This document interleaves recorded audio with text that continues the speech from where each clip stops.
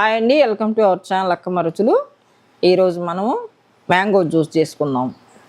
ఈ చిన్న రసాలు చాలా బాగున్నాయి, చాలా టేస్ట్గా ఉంది, చాలా తీయగా ఉన్నాయి.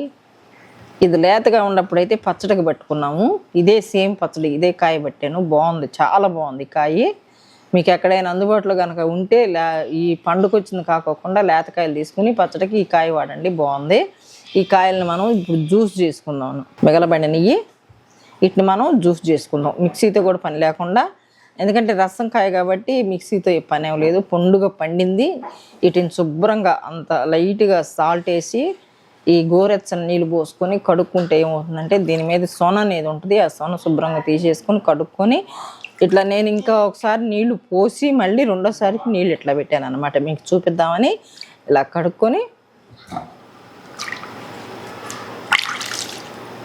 మనం తినేది ఏదైనా కానీ శుభ్రంగా నీట్గా చేసుకోవాలి. ఇదిగోండి, బాగా మిగలబడినవి.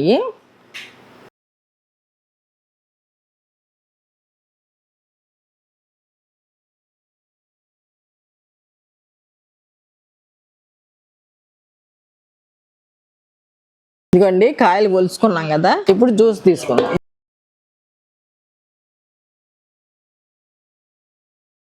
ఇదిగోండి తీసాను, ఇదిగోండి చేతితోటే తీసాను.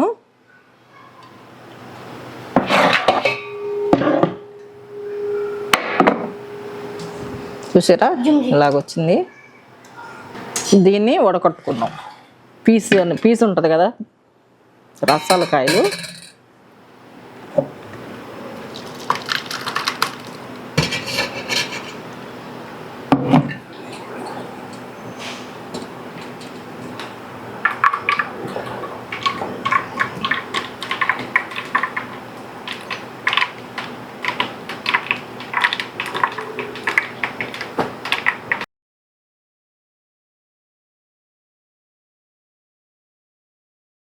ఇదిగోండి అయిపోయింది. చూసారా, ఇట్లా చేసుకోవాలన్నమాట. పీస్ అనేది ఎక్కడ కూడా చూసారా, చాలా ఫ్రెష్గా తాజా జ్యూస్ అండి. మనం బయట కొనుక్కునే మాజా జ్యూస్ ఉంటుంది, దానికి లిక్విడ్ కలుపుతారు. ఇది అనుకోండి ఫ్రెష్గా ఉంటుంది, తాజాగా ఉంటుంది. ఇది డీప్లో స్టోర్ చేసుకుంటే సంవత్సరం ఉంటుంది పాడవకుండా. ఎందుకంటే ఐస్ గట్టి ఉంటుంది కాబట్టి పాడు అనేది అవ్వదు. మాకంటే ఎక్కువ రోజు రాదులేండి, నెలలోనే అవజేస్తారు. ఇది ఒక వారం రోజుల్లోనే అయిపోతుంది లెక్క అయితే. మీరు అలాగ స్టోర్ చేసుకొని తినండి, ఎందుకంటే తాగండి.